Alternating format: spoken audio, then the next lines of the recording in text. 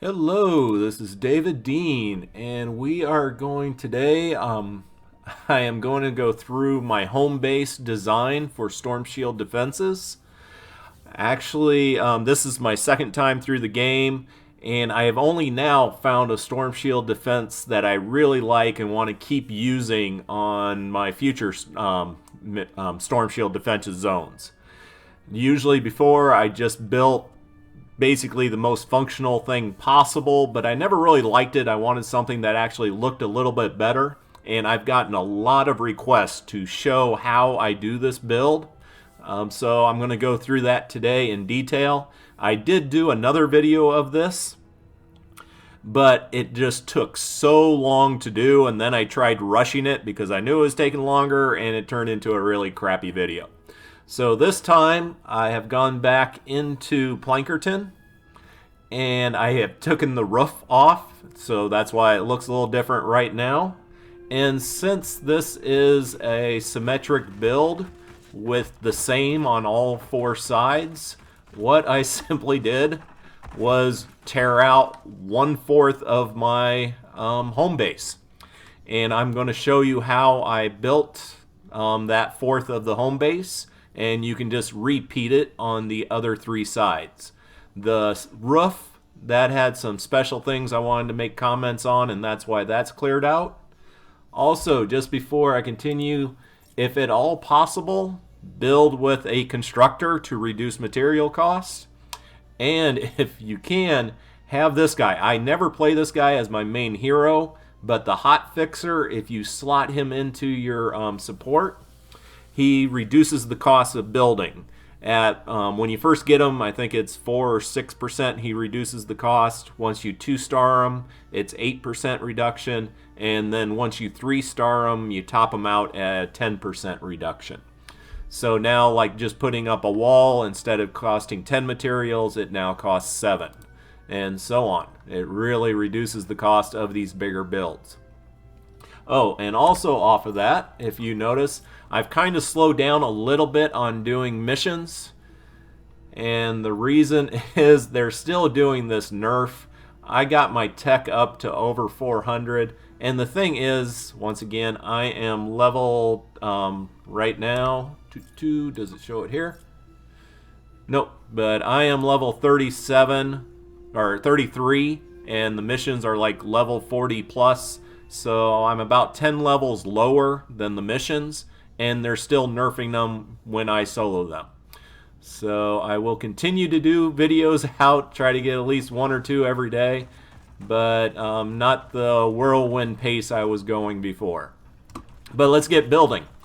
Here, the storm shield itself is just 3 tiles wide. So what you're going to have is 1 tile, a gap, and then another wall tile, and then just do that around the corner. Once again, 1 wall, this is the gap, and then just another wall, and repeat that all the way around. On the gap, this is where we're going to want them through. And if you've listened to me before, unfortunately you got to hear me say it again. The way I build is not to have the husk pounding on walls, because that changes their pathing, and then they come in from all different directions and they're just doing stupid things. So what I do is give them a nice clear path all the way in, where I have only 1 piece of metal between them and the amplifier. Whoops, did not mean to do that. There we go. Alright, so this is my 1 piece of wall to put between the amplifier and the husk. I put a half wall there, a half wall here, and then just another floor piece and a ceiling. This is a trap tunnel I added on in addition to my home base. This is the only direction mobs can still attack from. All the others I have amplifiers built up around them. But for here, everything should come in and head straight up to beat on this 45 here.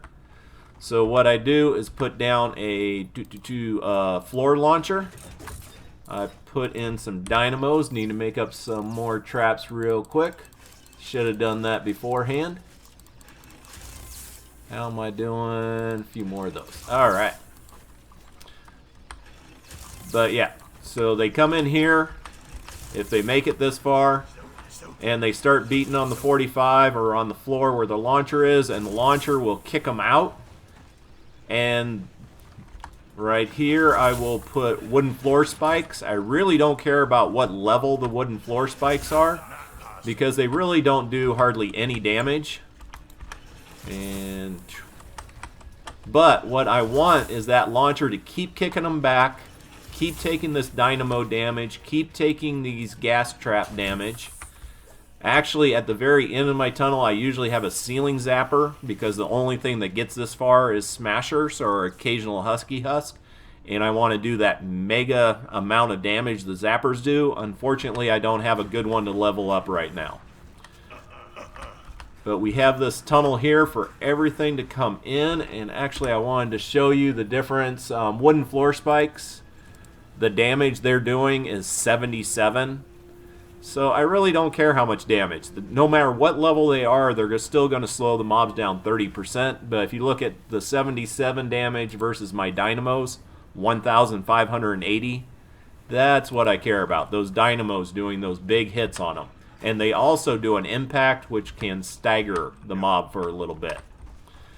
But that is the entrance there. Over here, we had put down this corner piece. And then I just build out 2 tiles from the trap tunnel. And then 2 tiles over on this side. This in here, I'm not putting anything in here on this one, because there's everything, it spawns basically in a 90-degree angle from the home base. So they're coming in straight from here.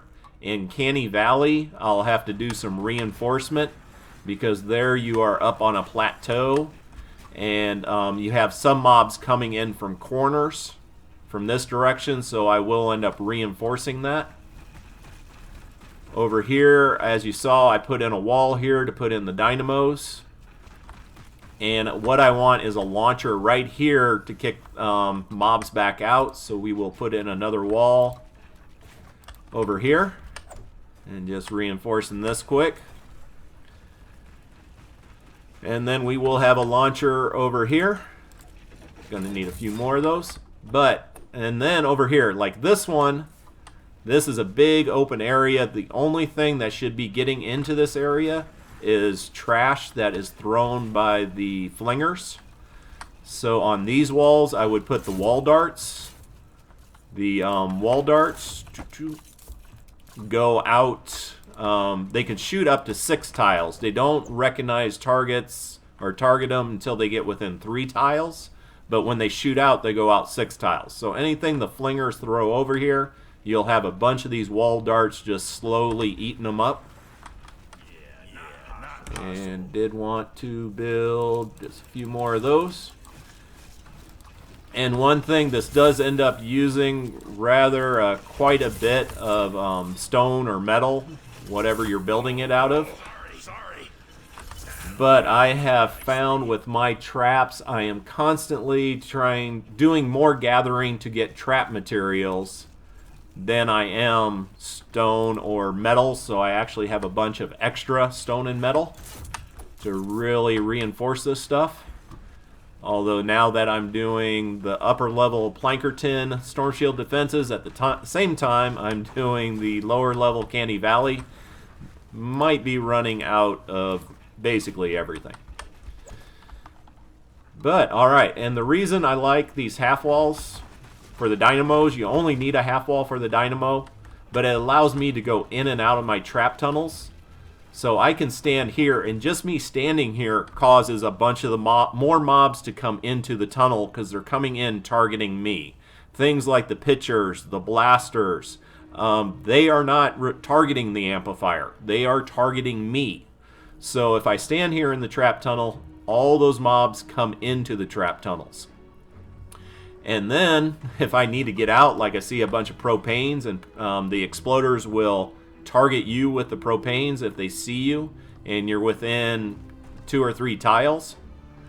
I can just get out of the trap tunnel, and then just hop on the back of the 45 and run right up into my base. Just giving me a little bit more distance. Just to let you know, these outside half walls I put up, they're purely decoration. You don't need to put up any of them. I do it because I just like the look of them. But you definitely have to put them up around the amplifier, because otherwise the mobs will just walk straight in. Whatever gets thrown up here by the flingers, they will just walk straight into your amplifier. So make sure you build the half walls here. And we're going to have to support I got 2-tiered roof. So the first tier roof I need to support with an arch right here. So we will get that up and going. And just kind of reinforce some of this as we go. So far on this one, I haven't had to. We haven't just been attacked from the home base very much. They've been attacking the amplifiers more. But they still, I'm never going to be able to build an amplifier out here because there is no amplifier out there. So the north side's always going to be vulnerable to attack. So if I get attacked from this direction and it is flingers throwing stuff up here, I will immediately run over and start putting in dynamos up here just to defend these half walls. The stuff that the flingers throw are always low hit point husk, so these will take them out in a heartbeat without much problem or issue. Alright. Yep, can't afford upgrades, so we just used up 999 stone. So we will grab 999 more. And also, I want to go ahead and put these walls out just so you see how much everything cost on my build.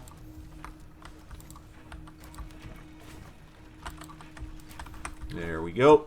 Just a little bit more reinforcing.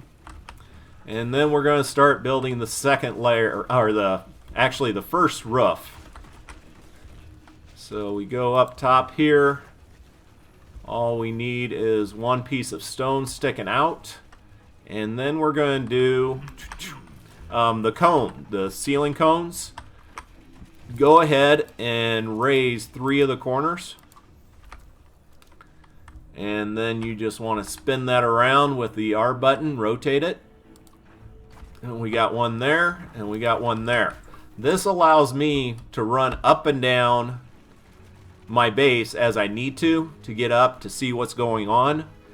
And it also provides a strong defense for the lobbers. If the lobbers start throwing stuff in at the amplifier, these will stop those attacks, or at least help minimize them until you can get out there and kill the lobbers. On these, once again, it is important that you put up the half walls. If any flingers get up here, or any flingers throw mobs up here, just to have some defense. It really hasn't been an issue yet in Plankerton, but Canny Valley, I'm definitely much more worried about it.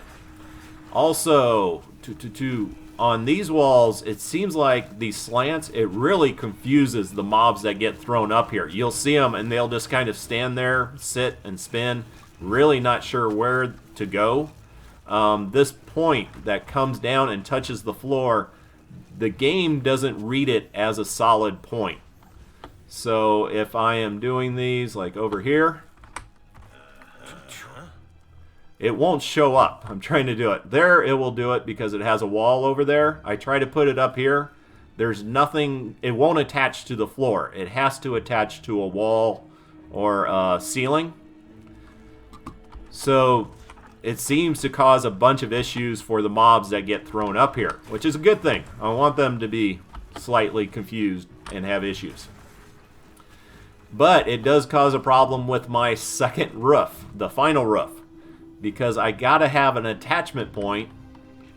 So here, you'll see my build I already built in Canny Valley. There I do it by sticking out a floor here and doing a arch. But in this zone, I actually did not do it this way. I had an amplifier up there, so I built a walkway with stairs that came down to my roof. It is kind of risky only having one anchor point, but it worked out, so I'm happy. And then over here, now you can go ahead and put on that next slant. Once again, this is for providing... Ooh, the whole reason I took down the top is because I wanted to do it in metal, but hey, we're going to keep going with stone. But now you just go around. I always end up sticking this out 2 tiles. The first tile is more for defense and for being able to build the slants. The second tile is for a place for me to put the directional boost, I just call them orange launchers, to get to the various amplifiers, so I can just jump over like that. And that is another thing about this build. It's a very functional build for being able to protect my home base while also allowing me to move around, getting where I want to at a very high rate of speed, which if you are soloing, getting where you need to as fast as possible is a big part of the game. But so we stick that out, all good. Here, if I am to it's kind of up to you whether you want to put in a floor here or not. I do it on my amplifiers because I put a trap underneath it. But I'm going to end up in, whoops, did not want that. I am doing this with a few of my markers turned off, so every once in a while I have a little slip up like that. Don't do that. It is determined not to let me put down what I want there. We'll reinforce and then give it another try. Keeps kicking me out every time I try it. So let's go down here where I can attach it. And what I'm trying to do with the cone, there. I keep hitting G to get it to change the structure, but it's causing me, or change the design. There we go. Finally got it. Don't know why it was being that way, but hey, we got it. So we put on our roof. On this, the same thing. Hopefully nothing gets thrown up here. If it does, then I will very hastily put up some half walls with dynamos and put up some traps on the floor. And this is basically it. Cannot afford. So, yep. We're going to end up just using over 2,000 pieces of stone, which does seem like quite a bit, but I enjoy doing the bigger builds. I enjoy having the stronger defenses and not have to worry about, or have to worry as much about them pounding their ways through. You will be seeing this thing getting tested out on Storm Shield Defense 7, 8, 9, and 10.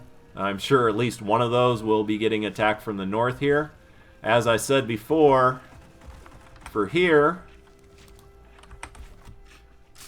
before this top roof piece, I didn't have it secured with the arch. I had it secured up here to this amplifier with this walkaway. But I'm going to, so we can now, if you wanted to, and actually, let's hop over here. And this is one thing about destruction. I could pound this out with my pickaxe, or I can simply change the build so that it destroys itself. And that is a nice little cheat way of doing that. This is held up by the stairwell. Probably not the smartest thing to have this entire roof supported by only one piece, but that one piece is on the opposite side of where we are vulnerable from. And I enjoy making things a little bit riskier just for a little bit more fun. But I think we got it all now. That is the build. We put in the traps. Got 2 more little walls over here. And let's see, just a real quick review on it. Down here, all you're doing wall, gap, wall, in the gap, put a 45 with 2 half walls with a floor, launcher, dynamo. Then the next layer is 2 more tiles, wall tiles, another gap, 2 more wall tiles. Put sealant on all of it except for in the 45 so you can get in and out. And then on here, the open space above the 45, put an arch in with a single floor coming out. And then you can start doing your slants for running up and down the amplifier. And let's have a look at what ended up building here. Yeah. Let's see. Get back a little ways. So that is my amplifier right there. Whoop. Didn't know I was on. There. Wanted a little bit of zoom. So that's my amplifier, leaving it a little bit open so that you can actually see the Storm Shield defense. See it sit and spin. Looks pretty good with another of my amplifiers in the background. I have another video. I will link that video. Oh, also, I saw one guy just building some insane home base builds. I think it's HiQ. I'm going to put a link to his site in. And he goes a little bit crazier than I do. And I really love his builds. So just going to give him a shout out. Seems like a good person. But that is it. That is my home base design. It will eat up a little bit of materials, but it will definitely give you a strong home base to defend with, and I like the look of it. So enjoy. Have a great day. Let me know your comments. Tell me what you think I did right, what you think I did wrong. Always enjoy hearing the different points of view. So take care.